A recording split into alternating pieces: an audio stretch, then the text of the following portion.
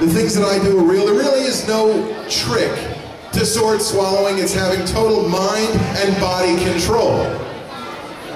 Everybody's got what's called a gag reflex, and that's your body's way of telling you you're putting something in your throat that may not necessarily belong there.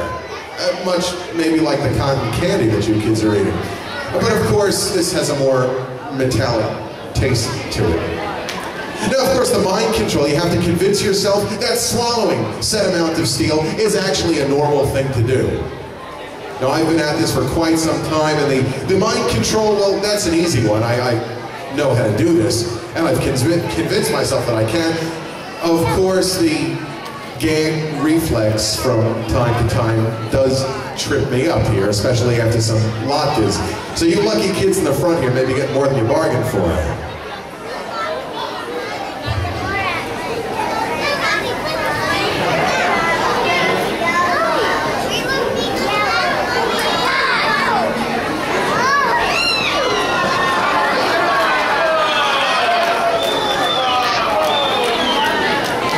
Is that all I get?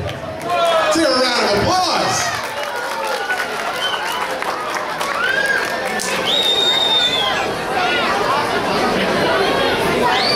But maybe it didn't impress you because the sword wasn't big enough, right? That's kind of a small one. We're going to move up to the medium-sized sword now. And you know, the interesting thing about sword swallowing, at least for me, is that I am the world's only Jewish sword swallower.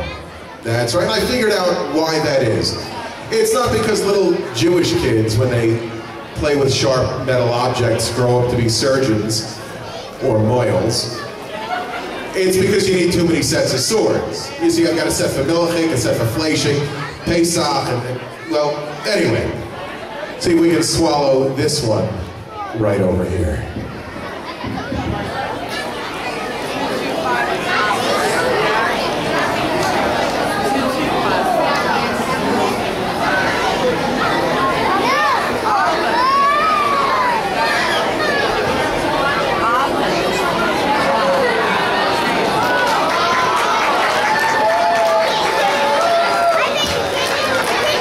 I guess they're still not impressed.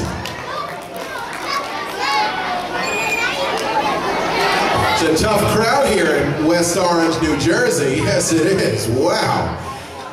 Which is why I'm going to move on to the biggest, the longest, the most dangerous sword that I swallow.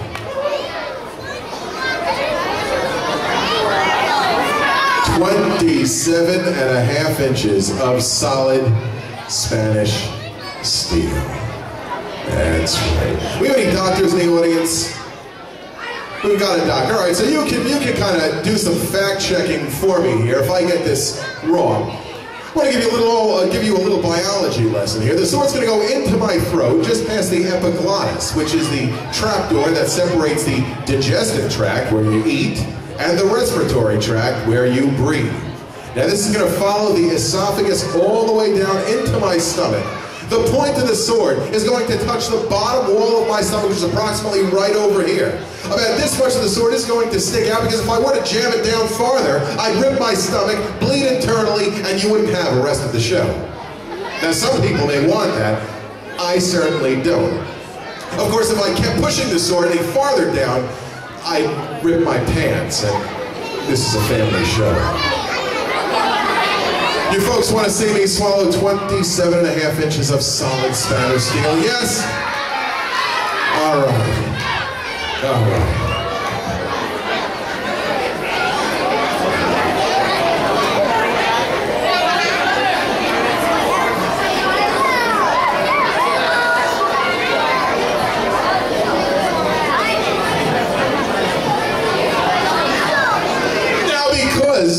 This is the most dangerous act that I do. And as I said, some of the dangers not only include puncturing the stomach, but the sword does pass right next to vital organs, the heart, the lungs, and other important stuff inside the body, a whole mess of things. I'm going to take my applause before I do it in the event that it doesn't work. So,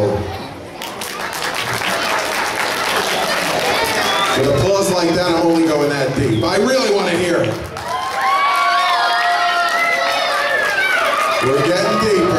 We're getting there. We're not there yet. All right, you got yourself a sword swallow.